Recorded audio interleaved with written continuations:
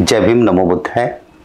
भगवान बुद्ध आणि त्यांचा धम्म या ग्रंथाचं आपण अभिवाचन पाहत आहोत. आपण आजपर्यंत 64 भाग पाहिले. 64व्या भागामध्ये आपण पाहिलं सद्धम्म म्हणजे काय. याच्या अंतर्गत धम्म हा तेव्हाच सद्धम्म आहे जेव्हा तो प्रज्ञा आणि शिलाबरोबर करुणेचीही शिकवण देतो. आता भाग पुढचा 65वा.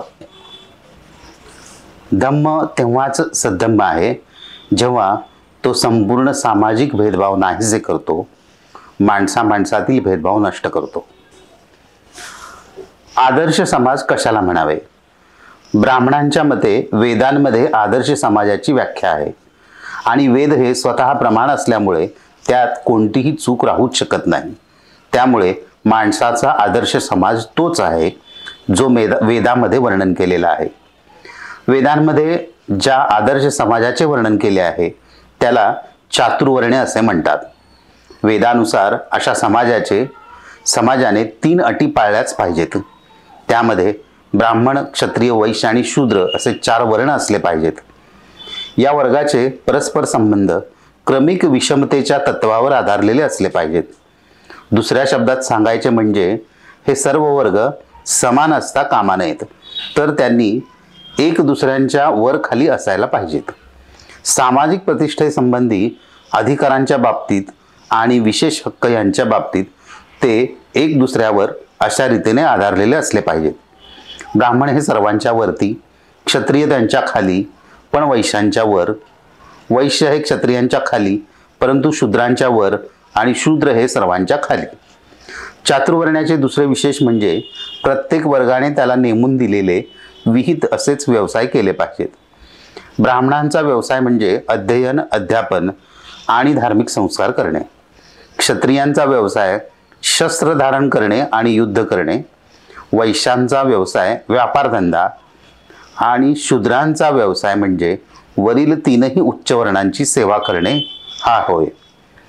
कुठल्याही एका वर्गाने दुसऱ्या वर्गाचा व्यवसाय करू नये.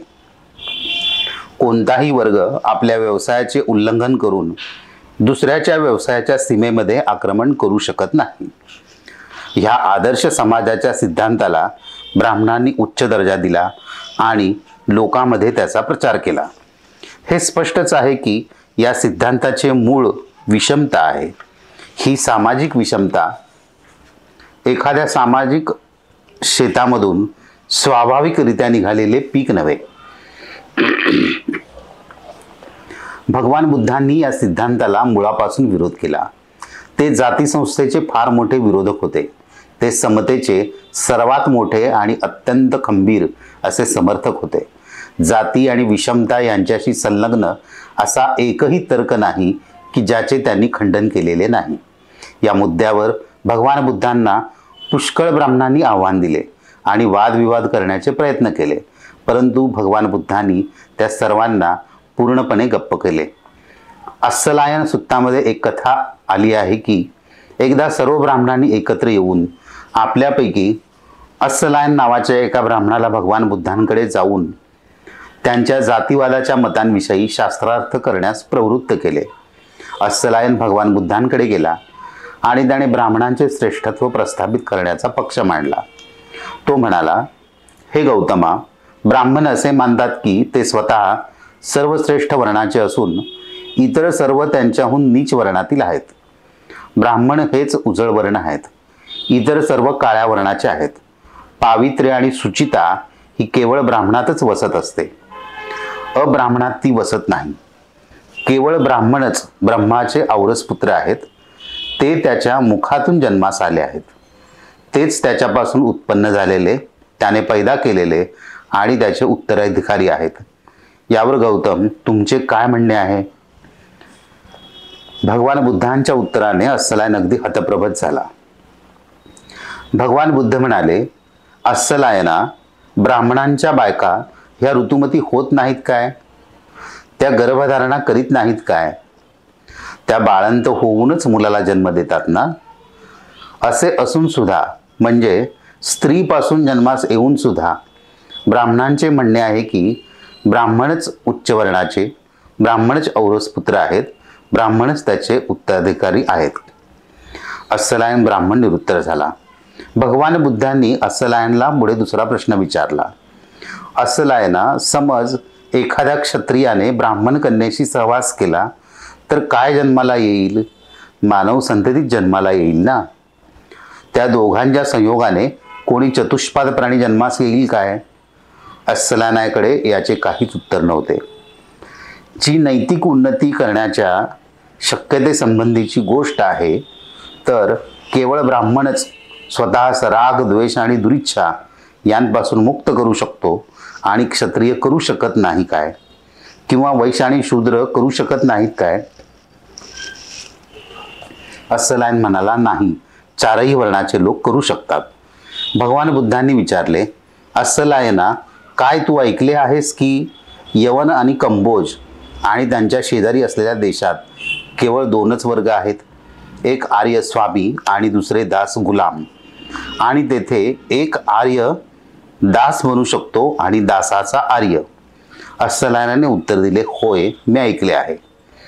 जर तुमचा चातुर्वर्ण हा आदर्श समाज असेल तर तो सर्व देशात का आढळत नाही?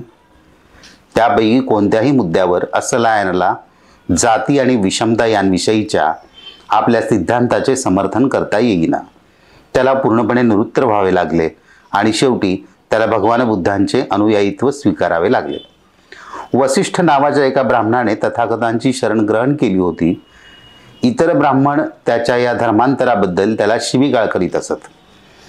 एक दिवस तो भगवान बुद्धांकडे गेला आणि ब्राह्मण त्याला काय म्हणत असतात हे त्याने भगवान बुद्धांकडे कथन केले. वसिष्ठ म्हणाला, भगवान, ब्राह्मण म्हणतात की ब्राह्मण हाच समाजातील सर्वात उच्च स्तरातील असून इतर सर्व वर्ण नीच स्तरातील आहेत. केवळ ब्राह्मण हेच फक्त उजळ वर्ण असतात, इतरांचे वर्ण काळे असतात. फक्त ब्राह्मण हेच शुद्ध वंशातील आहेत, अब्राह्मण शुद्ध वंशातील नाहीत. फक्त ब्राह्मणच ब्रह्माचे खरेखुरे औरस पुत्र आहेत, कारण ते त्याच्या मुखातून जन्मले आहेत. तेच त्याची संतान आहेत, तेच त्याचे उत्तराधिकारी आहेत. आणि जोवर तुझा प्रश्न आहे, तू तर आपल्या अभिजात वर्गाचा त्याग करून तू त्या नीच वर्गाची संगती केली आहेस. तू शिरमुंड्या भिक्खूंच्या, त्या असंस्कृत श्रमणांच्या, त्या काळावर्णी लोकांच्या, त्या शूद्रांमध्ये मिसळलेला आहेस. तुझ्याकरिता असे करणे चांगले नाही. हे असे करणे काही योग्य नव्हे. हे काय आहे की आपला अभिजात वर्ग सोडून त्या नीच वर्गाची संगती केली आहेस? तू त्या शिरमुंड्या काळवर्णीय गावंढळ आणि त्या शूद्रांमध्ये, जे आमच्या पूर्वजांच्या पायापासून निर्माण झालेले लोक, त्यांच्यात तू सहभागी झाला आहेस. भगवान, या शब्दांनी ते ब्राह्मण मला शिवीगाळ करतात. ते मला शेलक्या बेछूट शिव्या घालतात, कसलीही कसर ठेवीत नाहीत. यावर भगवान बुद्ध म्हणाले, वसिष्ठा, खरोखर ब्राह्मण जेव्हा असे बोलतात तेव्हा ते आपली प्राचीन परंपरा विसरलेले दिसतात. इतर वर्गातील स्त्रियांप्रमाणे ब्राह्मणीही गर्भवती राहतात, प्रसवतात आणि आपल्या तान्ह्या बाळाचे संगोपन करताना दिसतात. असे असूनही हे सर्व मातेच्या योनीतून उत्पन्न झालेले ब्राह्मण म्हणतात, आम्ही ब्रह्माच्या मुखातून जन्माला आलेलो आहोत. त्यांच्यापासून उत्पन्न झालेले त्याचे वारसपुत्र म्हणून स्वतःला म्हणवून घेतात. एकदा येसुकारी ब्राह्मण भगवान बुद्धांजवळ 3 प्रश्नांवर शास्त्रार्थ करण्यासाठी गेला. त्याने पहिला प्रश्न मांडला, जो व्यवसायांच्या स्थायी विभागणी संबंधी होता.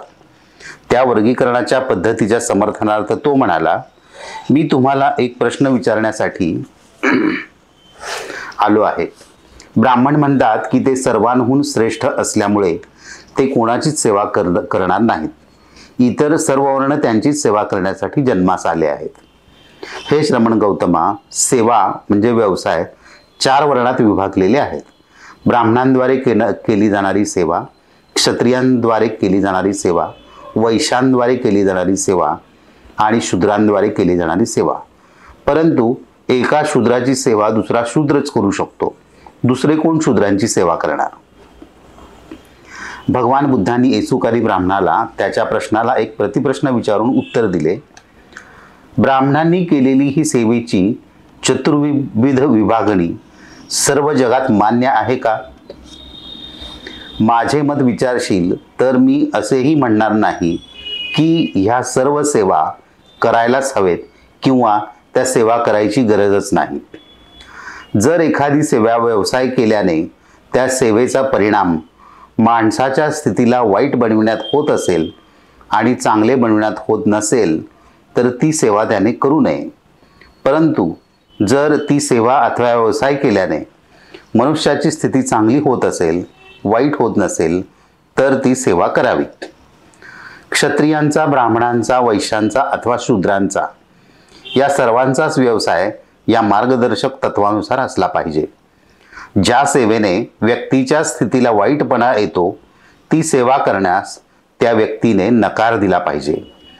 जिच्या योगे त्या व्यक्तीची स्थिती अधिक चांगली होते तशीच सेवा त्या व्यक्तीने केली पाहिजे.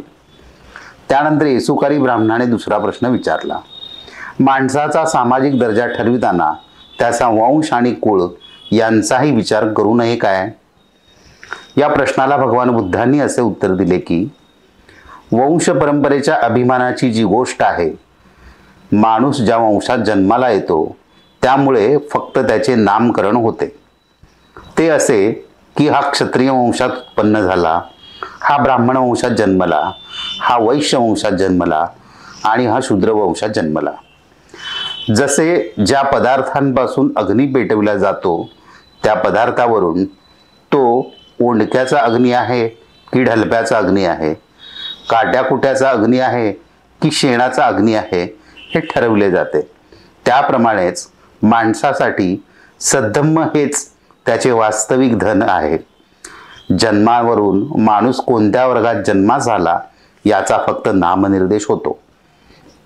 ना वंश परंपरेने, ना चांगल्या रूपाने किंवा ना पुष्कळ धनवान होण्याने माणसाचा चांगुलपणा किंवा वाईटपणा ठरतो. कारण तुला असे आढळून येईल की थोर कुळात जन्माला आलेला मनुष्य हाही कधी कधी खुनी असतो, चोर असतो, व्यभिचारी असतो, खोटे बोलणारा असतो, निंदक व चुगलखोर असतो, शिवीगाळ करणारा असतो, बडबड करणारा असतो, लोभी असतो, दीर्घद्वेषी असतो किंवा चुकीचे मते धारण केलेला असतो.